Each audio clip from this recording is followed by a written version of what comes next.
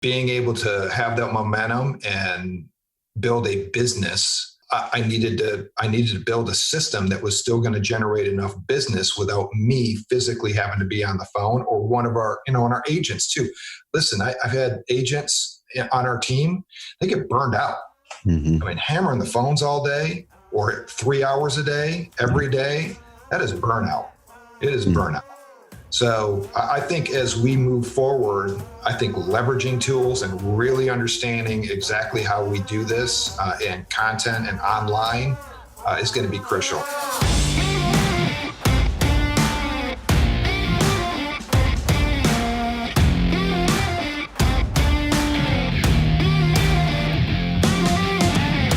Helping hardworking real estate investors, agents, and entrepreneurs grow a better business, mindset, and future. This is the CarrotCast podcast. Now here's your host, Trevor Mock. What's up, y'all? This is Trevor coming at you with an episode of the CarrotCast, and I'm pumped about this episode. I've got a guest on with me who I just actually met a few minutes ago, but I've been following his website on our system. I've been following what he's been doing for at least over a month, and my team hit me up several weeks ago right after I had learned about the site, looking at the data, and they're like, you've got to talk to Tom because he's executing a lot of what we teach. He's really using stuff and he's getting really good results so far. And he's only been with us for a few months. So we thought we'd hop on here, dive in with Tom. I'll introduce you guys to Tom. But we thought we'd hop on here and just kind of piece apart how he's leveraging Carrot versus what he was using before to really start to get more momentum and kind of be that hub for his business. So welcome on the CarrotCast, Tom. Hey, thanks for having me, Trevor. I'm really excited to be here. Man, like I was saying right before we hit record, it's in COVID right now is the time that we're recording this. You're working out of the home office, which is amazing. And one thing that I wanted to make sure to do is, as we've been talking with a ton of real estate agents and of course a lot of investors, is they're digging in to want to really work on their sites more than ever, because they've a little bit more time. Some of them not. They're like busier than ever right now, which is the best thing in the world. And so before we dig in, Tom, to how you're leveraging Carrot to get the leads that you're getting this fast in your Carrot journey, and how you're starting to get rankings really well. We were looking at the SEO tool and seeing your rankings already popping ever since you joined Carrot. Why don't you give people a little bit of background for, who are you? Where do you live? What's your business look like? Are you a pure real estate agent? Do you do any investing? Kind of what's your business world look like? Sure. Well, first of all, I'm in Cherokee County, Georgia. So that's on the north side of Atlanta. I've been in real estate since 2002. I originally got into real estate as an investor. I came out of the corporate world, started buying and flipping and renovating and flipping houses and hanging on to a couple of them. Yep. From there, I opened up an appraisal firm. So I'm actually still an appraiser, certified general right here in the state of Georgia. And that whole world kind of changed back in 2010, 2011, Big time. right after the crash. Yep. Went through some rough times there, believe me. Yep. And so we were still selling our own properties. We were still buying a couple houses and selling them on our own. But then we really got into the sales end of it right around 2013 is really when we dove into saying, all right, let's get into the real estate sales. So that's really kind of when we really started reaching out and working with our local community and helping them out with their real estate needs. Cool. And so you used to be with Keller Williams. Are you still with Keller Williams right now? Yeah, still with Keller Williams. Yes. Cool. So I want to kind of break apart really quick the journey from the time of 2013 up till now. You guys started to get in. That's when the market starts to pick up a little bit. In hindsight's always 2020, but I talked with a lot of investors and we're like, man, if we could have bought more properties in 2012, that would have been amazing. But you guys got in right at the time when things started to go up. And of course, the last 2 years has been crazy in most parts of the market.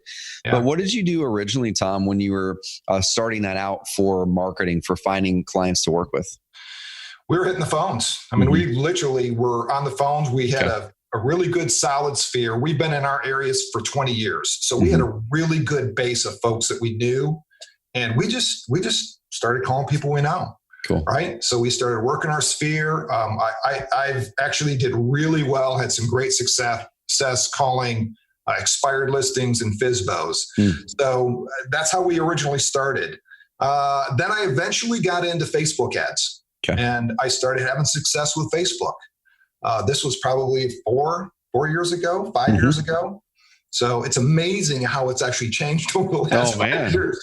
But I mean, I was like one of the first person actually doing paid Facebook ads, but I wasn't pointing them to anything. You know, I was just doing random Facebook ads and trying to have conversations with folks online. So gotcha.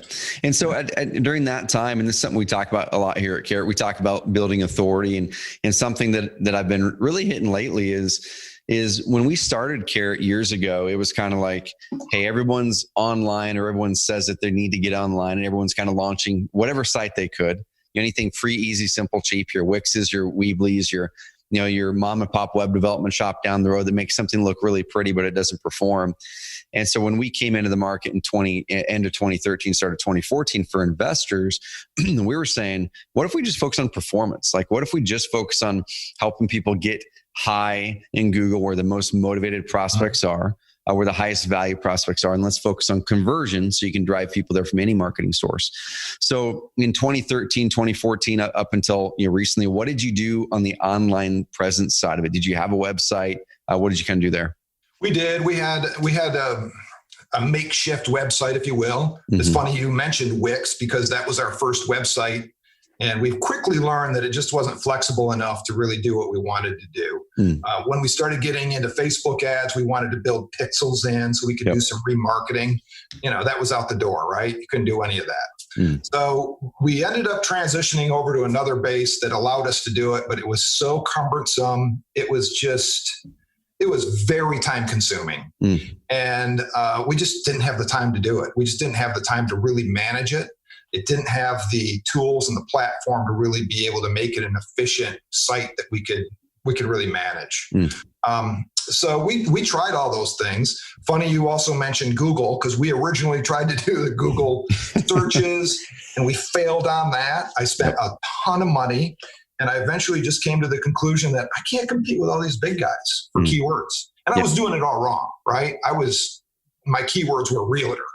Gotcha. Yep. And I just couldn't compete. We were spending all kinds of money in Google, and it just wasn't working for us. So we kind of abandoned that. We eventually just kind of gave up on it. Dude, so let me kind of fast forward people really fast, and then we'll dig into some of the cool things you've been doing to leverage Carrot lately, and also one thing I was left to do is, before we hopped on, I was looking at your website, and there's a few things that we can adjust with you that'll make it work even better. We can't even do that live on the podcast. So if you guys are watching the video version of this, you go to YouTube, grab the video version of this, and we're going to actually make some modifications with Tom on the website here in a bit.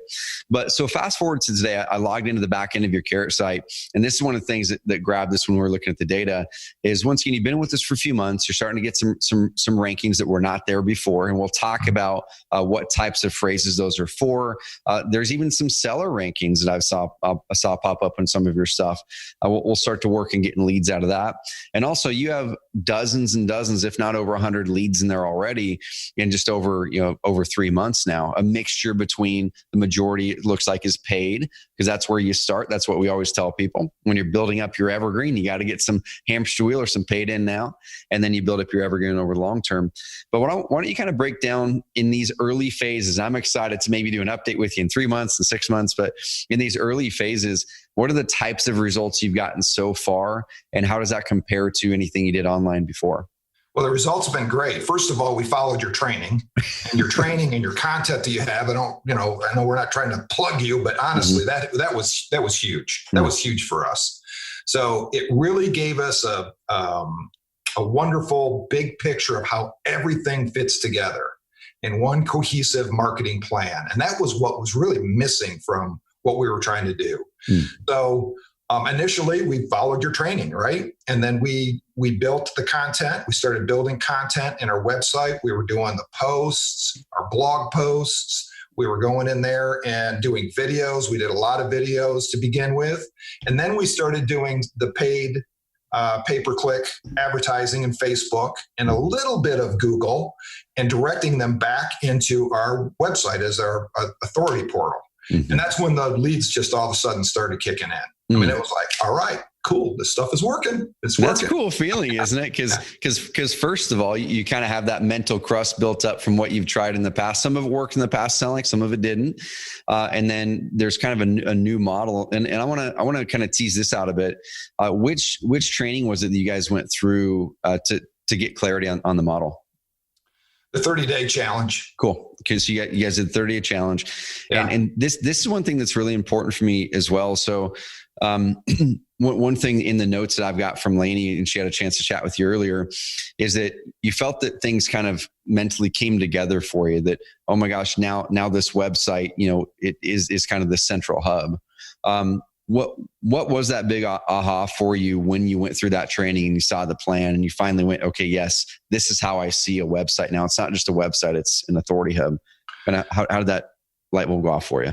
It probably was the education that you provided on how SEO works, okay, and how internet leads work and how you actually get traction. We all had heard about SEO, and I probably didn't spend a lot of time on researching it and really figuring it out. But you really boiled it down and made it really simplistic for us to understand. Cool. And once we had the grasp of how it actually works and the power behind it, I was like, aha, I get it. I get it. So we just started building and pointing everything back into a central area and really building that traction and that SEO traction that obviously is starting to work for us, just starting to work for us. What's the importance that you see, Tom, in having that central hub versus using a broker provided site and running Facebook ads separately? Kind of what do you see long-term vision value-wise for your company with having that central hub you can build upon? Well, I think we need to take a step back and we have to understand where we're at right now. Cool. This pandemic that we're in, it is pushing technology. It is squeezing the need to get online and understand technology more so than we've ever been before. Yep. So the speed to get up and ramped up on this stuff, I think, is critical. That's number one. And what was the question? Yeah, it was. No, you're good, man. It was now that you've bought into having a central hub, or we call it an authority hub, as a critical part of your business moving forward. How valuable do you see that being in your business versus not having that central hub before? Oh, it's critical. I mean, it is absolutely critical. So, our lead generating activities used to be, and they still are to some point, just pound the phone. And it's that hamster wheel that you talk about. Just hamster wheel. Pound the phone, write the notes, go shake hands, go open houses, and all of these things that we need to do. This now gave us an opportunity to step back and actually build that evergreen content that we keep on talking about. It's going to build and ramp up our lead generating forever and ever without us having to do the manual labor every single day. Mm-hmm. So that was what was key for me. And that part's the exciting part, right? So when I was diving in, I know you're right now, a lot of your leads are coming from PPC, which is exactly a part of the plan. We talk about that all the time, is while you're building up the evergreen, have some sort of traffic coming in. So what are you driving right now from your Facebook ads and Google ads? Where are you driving them to, and what types of leads are you getting? Well, we really focus on listings.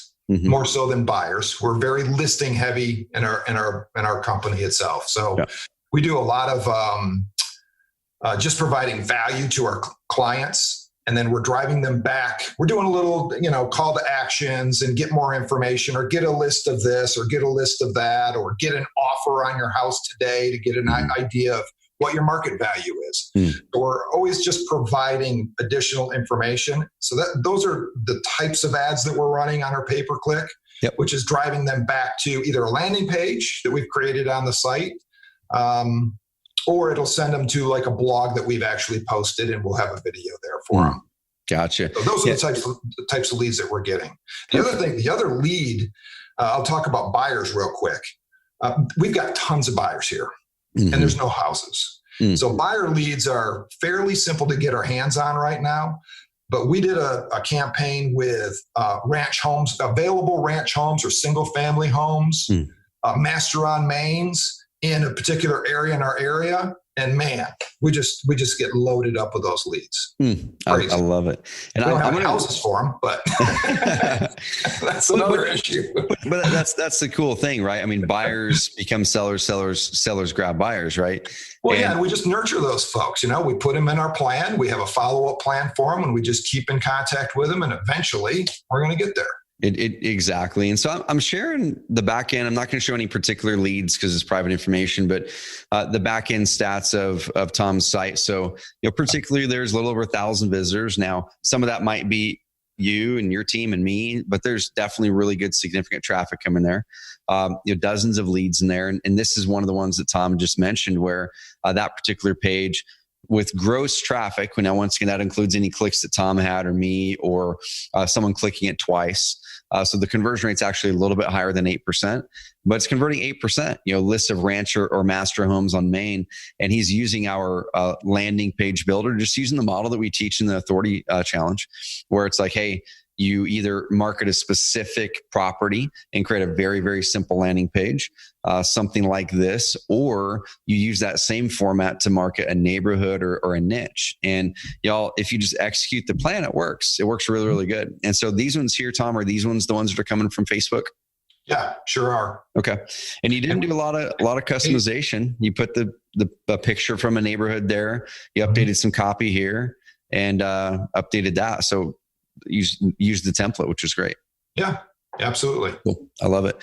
So I want to dive into another thing. So you're using the landing page tool, driving traffic from Facebook and wherever else that you're driving traffic from, and you're creating a good bunch of those. But then next, what you're doing is you're using the campaign tracking links. And campaign tracking links are kind of a tricky one sometimes because, you'll see some on here. I'm sharing my screen. If you guys are listening to the podcast version of this, you want to see the video version, go to YouTube, subscribe to Carrot on YouTube because we are showing behind the scenes back here. So when did you start using the campaign tracking links, Tom, and where do you find yourself having the most value from using these links? We probably started using them right away when we originally built the site. Because I had the experience with the Facebook ads anyway, I kind of jumped right into that. Yep. And I like this because it is so easy to find and it's so easy to see exactly the results. I don't have to go to the back end of the ads manager of Facebook and sort through all that stuff to try and find, our results and our return on them. So this gives us a real good, clean snapshot of exactly what's happening. And we look at this every single day. We pull it out in the morning and we're like, okay, how are we doing? And we're excited about it. We're like, oh, this is pretty cool. So you've got ones coming from Facebook. You've started to make some on Instagram. One thing that we found conversion rate wise, so kind of diving in, y'all that are listening to this or watching this, conversion rate wise, you're going to get your highest conversion rates from Google Organic. When we look at our overall data and all the leads that are coming in a given month or a time period, by far the highest conversion is organic because someone's seeking it out. They have a problem. They're trying to get it solved. It usually converts somewhere between 2 and 3 times as good as a Facebook or social media. But guess what? Number 2, depending on the type of campaign, is either Google Ads or from Facebook. Then behind Facebook is Instagram. So if Instagram traffic we found converts a little bit lower than Facebook. Facebook lower than Google Ads most of the time, depending on how good your Google Ads are. And then, of course, organic converts even better. So that's the cool thing is we see this one here for 220 Wood Circle. I'm assuming that was probably an ad for a listing you had. Is that what? That was a hot property. Yep. Absolutely. Dude. Had a lot of interest on that house. And that one converted great. So, of course, these are gross clicks. So that means if someone clicked the link twice, it's going to count it twice here. But let's just say even conservatively, you're talking 5% from Facebook. Facebook ad is pretty decent. It's not too bad. I love it. So you use that for that. When do you use this for killing ads? Do you use this for split testing ads in Facebook? Kind of what is the main value that you get out of this when you guys are looking at it every day? Once again, it's just kind of a central location that we can kind of go and see the activity of all of our different ads that we have running. If you notice in there, we even put a barcode on our mailers that we do every year that you can scan. Was it a QR code or a QC code? I can't remember. anyways, we link that back in here because see the September mailer. Yep. Now we're not getting a lot of clicks on that. And that was one of the reasons why I wanted to do it. I got you. Cool. To I'm see like, whether let's see people how are going there. successful these mailers are. Trying to get a return on these mailers that we do it's tough, man. It really is. So that's cool. I was like, hey, let's put it on. Let's do this for everything and see where we're coming up, see how we're doing. Dude, I love it. So I'm going to bounce the SEO thing here first, but one thing that I saw in my notes after Lainey and my team had a chat with you, and I'm kind of curious. She said he's anticipating having his first listing from an organic lead signed. Did that end up happening, or is it still kind of on the dock? Still working on it. Good. I love this. Yeah. Dude, so this right here is exciting. And this is where it's at, y'all. So when we talk about authority, when we talk about content and stacking evergreen content, it's exactly what Tom and his team have started to do. And we'll kind of show some of the things, and Tom will walk through some of the things that he's done. But you've put a bunch of keywords in here. We've got some things that we're working on for future product where it's going to really build out our SEO features. We're really excited about to add more keywords and things like that. But what are you doing right now to increase your rankings? Because when I was showing this report before, pretty drastically since the time that you joined Carrot, your organic rankings went from, into the low numbers, low double digits to now, almost north of almost 400 individual keywords are starting to rank for something. What did you start to do to get those rankings higher? Well, we took your advice and we really figured out what our niches were. And then we started producing and publishing content around those keywords. So one of our niches is a neighborhood. It's called Bridge Mill. It happens to be the neighborhood I live in. Bridge Mill is 2,900 homes. So it's a big neighborhood. This is where we live. This is our primary niche area geographically. Yep. So I was like, we are hammering Bridge Mill. It's a very competitive area, as you can imagine, with 2,900 homes. It's a big target for a lot of agents. So no one has really been able to break the code here in Bridge Mill and gain a market share. I think the top agent at any given time over the last probably 15 years is maybe 3 or 4% at the most. Currently, everybody's about even at about 1% market share. So my goal is I want to break through that thing. So this is really kind of giving me a goal to really say, all right, we are going to break through and be the agent of choice in Bridge Mill. I absolutely love it. So I'm showing on the screen right now. I went to Google, typed in best real estate agents in Bridge Mill. That's a keyword that Tom has tracking inside of the Carrot keyword tool. And so up to the top, you've always got the paid Google ads, which anyone can pay to be there, which is great. There's the 4 there. And then you've got some of the Google local stuff here. But then what do you have, guys? The number 1 and number 2 organic ranking above homelight.com, above realtor.com, above Zillow.com, above USA News, above another Atlanta thing, above Redfin, or above homes.com is Tom's site twice. And so what did you do here, man? It looks like you got a couple location pages on your niches, like you'd mentioned. You created those. Yep. Okay. Sweet. Yep. We did that. We did a location page. We've broken down a couple different property types in Bridge Mill. So I believe we have a couple pages that have like ranches here. I thought we did that. Yep. Let me pull it up. And that'll usually pop up like in those specific searches here. And I'm sure you have a lot of these pages that we probably have to go page after page here. Yeah. But we'll look at it. So that's the cool thing. Really high level. What they did, guys, is just like we teach. Okay, you start at the top level with the city, the location, create a location page there. The cool thing that Tom did here, though, is because most of the experienced agents we talk to, they want sellers, like you'd mentioned. Newer agents tend to want buyers because they're a little bit easier and get your foot in the door with it. But what happens is to get motivated sellers through an agent site on Carrot, you need to start creating motivated seller pages. Most of the agents that we talk to are creating location pages for buyers primarily, which are great also. It's the ones like we're showing here, Bridge Mill Homes for Sale, Homes for Sale, Woodstock, California, or Woodstock, Georgia, things like that. But if you want to go after sellers, take the same model that we deploy for real estate investors, where our clients really own a lot of the phrases like sell your house fast, insert whatever city in the country. country, you're going to find somewhere between 3 and 8 Carrot clients ranking on the top, on the first page of Google. And so what Tom did was he took his homepage, y'all, or you guys can take your Sell My House page. Okay. You take one of those, you duplicate it out following our training, and then you just build more content on that page for that specific location. And then just do that for every single city or every single niche that you're wanting to get sellers in. And that's where you're going to start to have a better chance to get more rankings like Tom is getting there. Now, Tom, one thing I'm going to guide you on here is let me go back to that page there. This is something that as we dig in, I want to work with you to turn this page into one that's going to get you more sellers. And so what we'll probably do is, since you're really focusing this one on the seller in a hyper way, let's put a form up here. And we can do this after this call, or we can do it next week and we can connect. But let's get rid of the buy your next home. Let's get rid of the search, put that down further on the page, or just make it so they can click it in the nav bar. And then we'll go with the traditional route that we usually do, with a straight up opt-in box right there in the hero, specific for sellers. And that's going to dramatically increase your conversion rate there. And then the more that we can get any case studies or testimonials, looks like there's some content there, but the more that we can get case studies or testimonials on here related to sellers, the better.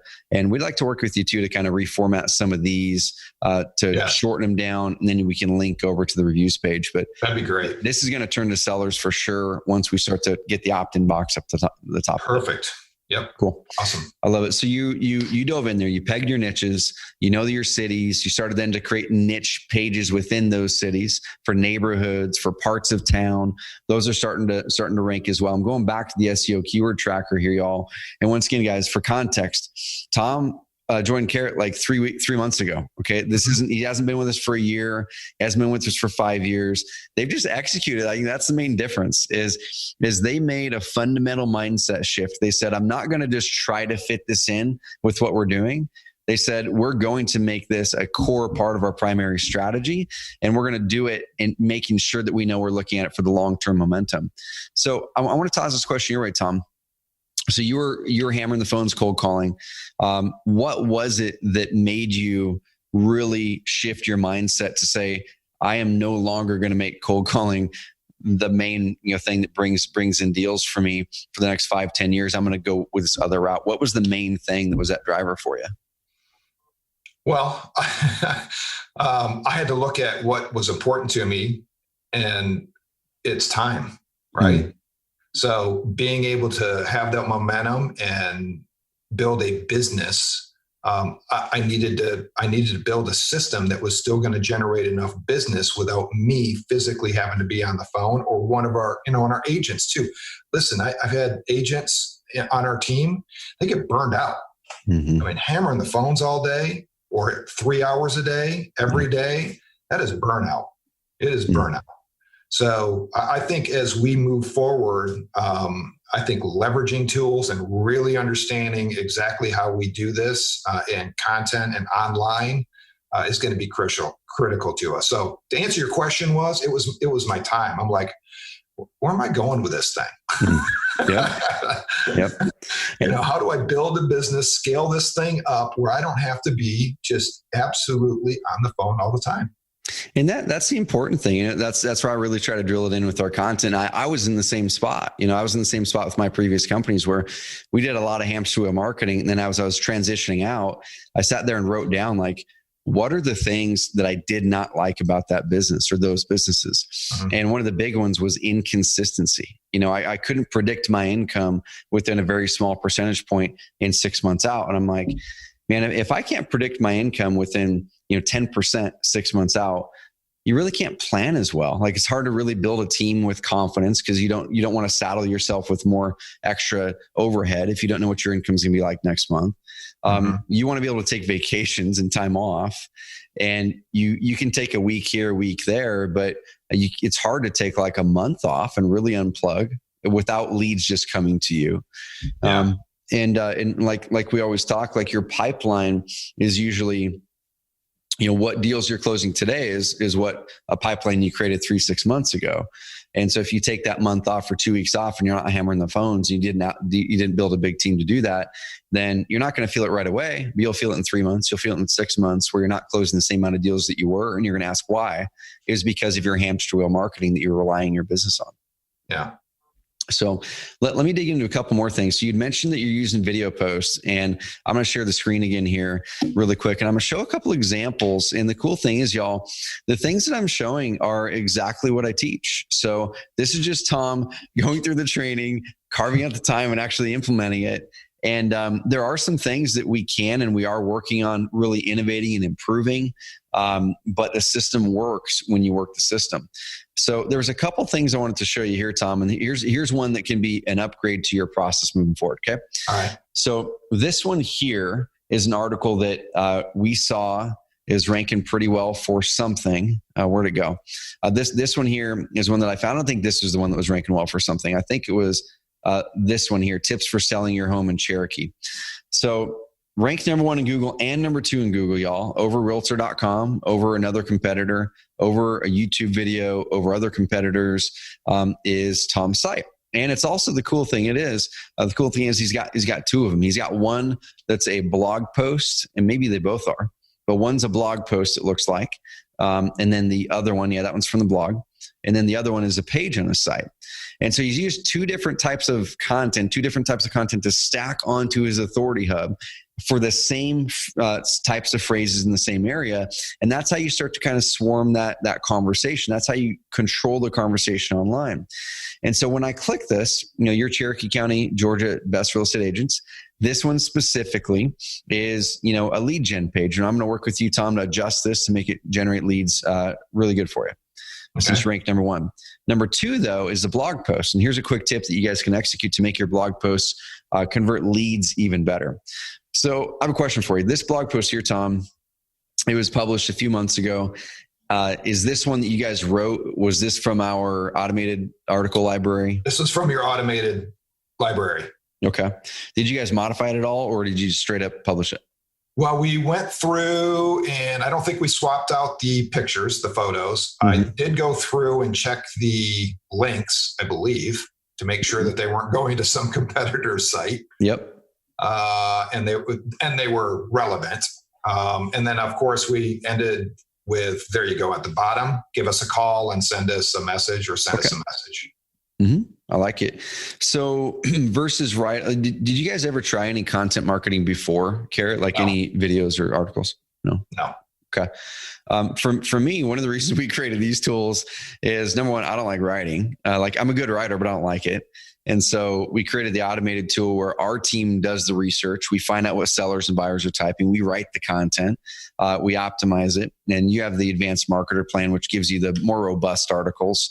Fewer people are using them. They all include images, which that alone is worth the extra little amount. But one thing I want to show you guys here is this, and this is something that we don't put them in the advanced marketer articles for a reason, because we don't know what forms all the websites have. So not all the websites have the exact same forms on them. So if we were to put this form code in there and form code 9 doesn't match up with form 9 on your site, it would break it. But let me show you an example. So over here, this one here, tax tips for selling your house in Florida. Depending on the type of phrase, they're ranking somewhere between 1 and 3. This is a Carrot client right there. That's another Carrot client. But this particular page gets them somewhere between 10 and 30 leads every single month. Just sellers who have an intent of selling because they're looking for tax tips when selling. But the way that they're getting their leads is this. They're taking just a very simple form. It's pretty much the cash offer form. It doesn't have to be cash offer form on yours. It could be whatever, but they're sprinkling that form throughout the content. And of course they have one at the bottom. So that's one thing to do on those articles is grab a form, whatever your primary seller form is going to be, or primary buyer form, whatever the form is you're going to choose, and try plunking that in those articles. Somewhere probably about a quarter of the way down the page, and then maybe 2/3 of the way down the page. And then you'll have 3 calls to action on that page. The one that's already included at the bottom of the articles by default, and then the 2 more you added. Okay. You're going to start to see that turning into leads, depending on the volume of the traffic there, of course. It might be a lead every 3 months, or it might be 5 leads a day. Who knows? Depends on the traffic volume. But that right there is a really, really good tip. So, Tom, when you guys are leveraging the automated articles, the content packs, how much time a month are you guys spending on leveraging the content packs? And you got, a top ranking with it already? Yeah, not a whole heck of a lot. We pull them in. I look at them periodically to see what is in each package, and then we schedule them out, which is, doesn't take any time. And then I've gotten into a habit where I'll go in on either a Monday, once or twice a week. I'll go in the morning and I'll see what's scheduled out for the week. And then I'll just go in there in the edit section and I'll read through it and I'll make the adjustments. And there's some typos in there that need to be taken care of. And once again, I just scan to make sure the links are okay. I've got my contact link is okay at the bottom, and that's about it. So really not a whole heck of a lot, Trevor. I really don't. Okay. So probably like rather than researching your own article, writing it, that's all going to take a couple hours probably. You're like 10 minutes or less per article, just tweaking it up and good to go. At the most. Okay. At the most. Probably 3 to 5 minutes on each one, just kind of going through and reading it and making sure everything's okay. I may do 4 or 5 of those a week. So, 30 minutes maybe a week. I love it. And the cool thing here, guys, like I want to point you guys and gals back to where this is ranking. So if you are in Cherokee County and you're looking to sell your house, you're probably going to be Googling some sort of phrases around how to sell it or tips for selling it. And so if I'm looking for tips for selling your home in Cherokee County, you are going to find Tom's website. Now, here's where the real magic comes in. Are you doing any Facebook remarketing or anything to the traffic that lands here? We just started to doing that. Yep. Okay. Cool. Yep. And then what types of ads are you guys launching on there right now? Yeah, our remarketing ads that we're doing are pretty much the posts that we already have on our Facebook feed. Yep. So we're just redoing those. I'd love some input and insight on what kind of ads that we can actually add to our remarketing. But right now, that's what we're doing. It's like, I don't know, just go ahead and repost or remarket those ads, those posts that we already have. Dude, that's perfect. So I'll give you a couple suggestions. And one thing, since you're experienced on the Facebook side, I can't show Facebook on this computer because for some reason it won't let me log into it. But what I would do is my remarketing campaigns, 4 ads in each campaign. You can do more. I don't care. Like there's no reason for not doing more. It's just these are the 4 that I usually do. I'll do 2 that are a testimonial. Okay, so ideally video, but if you can just get a picture, that's cool too. Like it doesn't matter, but use faces in them because Facebook is named Facebook for a reason. People stop on faces; they're looking for human stories. Ideally, for the testimonial ones, we don't like to have the thumbnail a house. We like to have it a face where it's just like a picture that their friend would upload or something like that on there. And I could send you some examples after this, or we can talk about them on here. So two of them are that. Now, the biggest things I like to do is, and I was talking with Brady and my team here a bit ago, most people don't use testimonials strategically. They kind of go, well, testimonials are a thing I know I need to get. Let me just get as many as I can. Let me throw them on a website. And that's kind of the extent of what they do. But I would much rather have 5 really targeted testimonials that blast 5 very specific objections that would prevent someone from working with me than 100 testimonials scattering my page that aren't strategic. Yeah. Okay. And so write down the objections. The objections or questions that someone might have that would prevent them from working with you. And I'll give you guys a couple that are pretty common one for real estate agents. I've got my Aunt Marcia. She's got her license. I think I'm just going to work with her. Right. And so if Aunt Marcia isn't an expert or an authority in what you are, that's where we need to find a case study or testimonial where this person had an Aunt Marcia too, and they chose not to work with Aunt Marcia because she tried to list the house. It didn't work. And then she listed with you and they sold for way more than they thought they could have. Or whatever it is. So, that's one of them. Another common objection for a seller would be, you know what? I actually had one of our team members. He was in my office, Brady again. He's like, dude, I'm going to do this for sale by owner. And I go, Brady, I tried the same thing. And I'm like a marketing guy. Okay. And I didn't answer phone calls because I was busy and I didn't want to do the showings. And I didn't get it out to the right spots, whatever. I was busy. And I said, just hire the darn agent. Just work with the agent, please. And he did. And he's like, dude, I would have listed the house for probably $20,000 less than they did. And it sold for more. Yeah. So that's another objection. Well, you might be considering selling it by yourself to avoid agent commissions. Here's how Mark thought he was avoiding $8,000 and it actually cost him $35,000 or whatever it is, So 2 testimonial ads. One of them is a direct ask ad. So straight up, if it's a seller you're going after, what's your main ask? hey, give me a call for X, or go get your home value, or whatever it is. Whatever your main call to action is for sellers, that's your third ad. The fourth ad is a piece of content, usually on the blog, that I like to do. And it's usually something around the niche, if you can, or something around your process, or just something there. I want to get them back on my blog, usually a video, if you can do a video post with that. Now we're following them around with 2 case studies that are really good, that blast specific objections. You can always add more case studies, a direct ask ad. So when they're ready, it's always in front of them. And then a piece of content that is just straight up value, but then you've got the opt-in forms on that blog again. And that works great. Then just keep on rotating out your testimonials and making sure that they're always blasting objections. Do you have any input on what direct ask ads are working for agents? Yeah, I mean, for buyers, I know this gets a little bit complicated, but if I were to tell you what's best is if someone landed on a niche page, it should be a direct ask to get on the list for that niche area.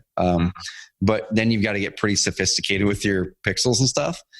But that works best. Okay. So if they landed here, I'm going to retarget them back something to get on that list for that niche. Now, if you don't want to get sophisticated like that, for sellers, the home value thing, it still works. It definitely works. Home value thing works. I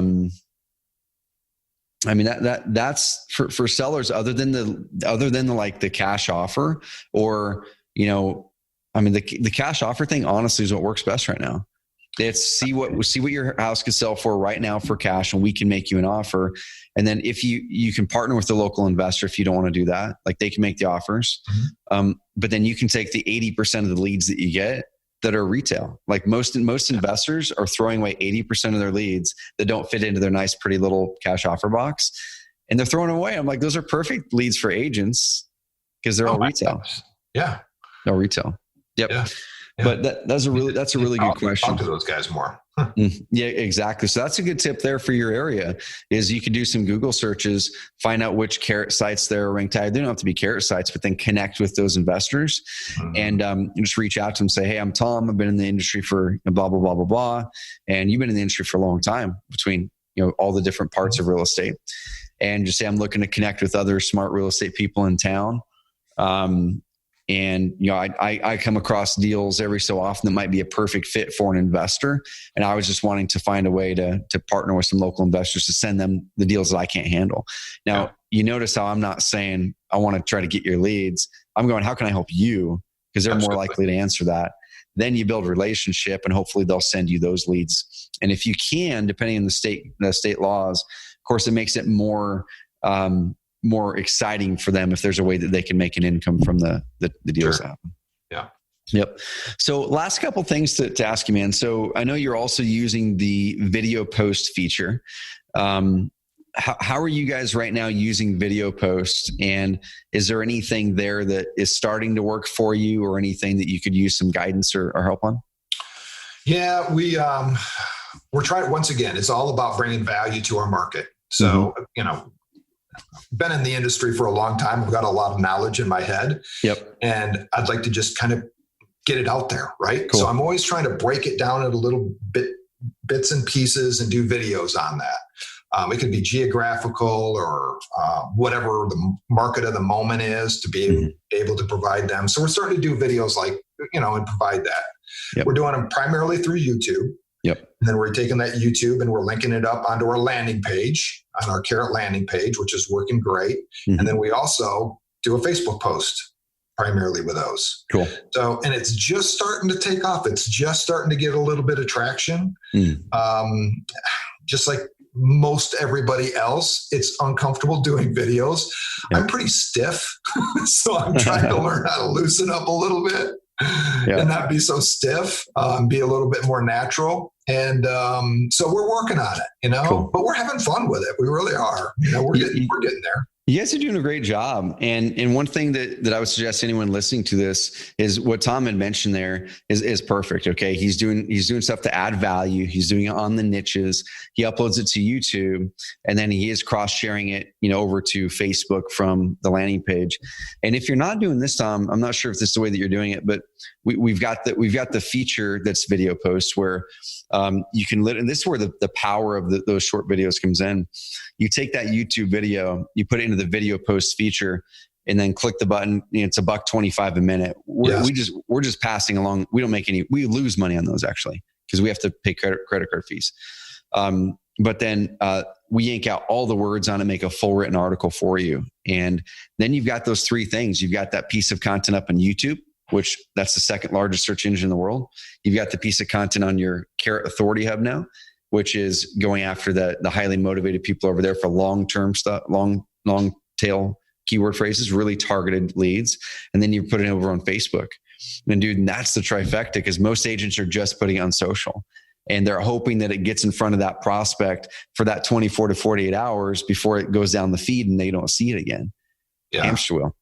And that was one of my ahas when I was going through your training with being able to take those videos and the spoken word and put them into actual words and typed out. I mean, I was like, oh, I get it. I get it. So once we started doing that, and we're doing exactly what you're doing. We're using your service to do all the typeset on it. And then we're throwing that into our YouTube channel as well. Cool. So, like I said, it's starting to work. We're like, okay, all right, I think I get it. I'm getting this thing. It's pretty cool. I love it, man. Well, dude, I'm rooting for you big time. Thank you. I'm excited to work with you over the coming weeks and months and help things dial in some more. I've got a few more questions for you. And this is something, I'm just going to be frank on this. As anytime you're growing a business, it's always really useful finding out how clients found you and stuff like that. But how did you originally find out about Carrot? Kind of interesting. I was looking for a website solution. When Keller Williams decided to transition away from the platform that they were using into their new platform. I got to be careful here, but I just wasn't happy with what they provided. I wasn't. And I knew SEO was big. We were doing Facebook. We were doing some things. And so that was one of our big goals was I need a website. I want my website back, and we need to figure this SEO thing out. I really had a desire to do that. And so my RAS was raised up. So I was kind of looking, and I was receiving emails from an investor here locally in the Atlanta area. And I loved his emails, and I thought they were great. I was like, wow, these are really good. And he's really consistent with this. And so at the very bottom, I was like, all right, where are these coming from? And it was like powered by Carrot. And I was like, all right, I got to figure out who these Carrot guys are. So that's how I found you. And so I dove in there and I started doing a little bit of research, and your solution just made sense for my size. I'm not a huge mega team, right? But I have aspirations to grow. So I felt like you guys really fit with where I was at right now, and still you could provide me that growth long term. So that's how I found you. I love it, man. So now that you're in our system, you're starting to execute things. How has it kind of changed the outlook in your business? Are you more excited about doing business moving forward? What's the outlook look like for you? I'm super pumped. I am very excited. We just, Keller Williams, we had what we refer to as our mega camp. I don't know if you're familiar with that, but it's a biannual get together, and we kind of do, hey, where's the direction of the market going? All mega camp is if you're not online, you better get online, because once again, this pandemic that we're in has escalated the speed of the need for technology and getting online. So I am so happy that where we're at, and that I feel like we've got a jump start on where we need to be and being able to stay in front of the competition that we have here locally.